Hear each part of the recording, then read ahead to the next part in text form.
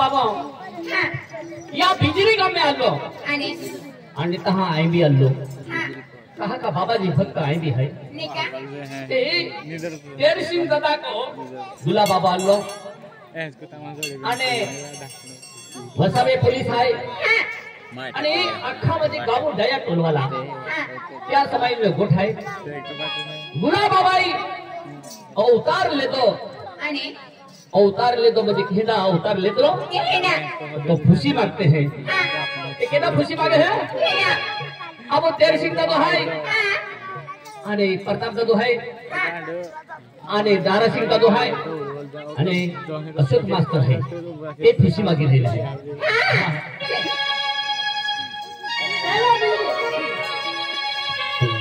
आने तकार खेड़ा रे नारुरा आणि गुला बाबा भगवाने तू यू काटे तो कुले बोना जरा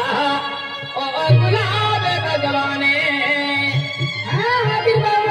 मन तकार खेड़ा रे नारुरा गुला बाबा भगवाने तू यू काटे तो कुले बोना जरा ओ गुलाब भगवाने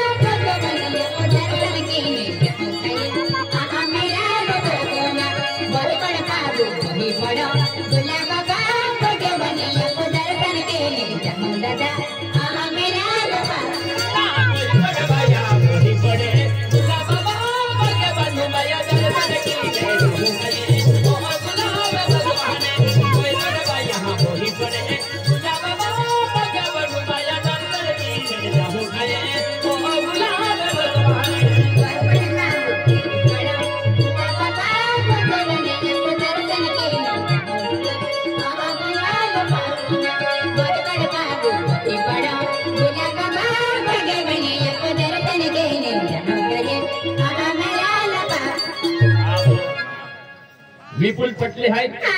नितेश पटले, विक्रांत पटले, विकी वसावे, महेश पटले आणि लकी वडवी आहे. यांनी गुलाबाबा नावची 50 रुपये दिला आहे आणि ते बी दर्शन केलं आहे. हा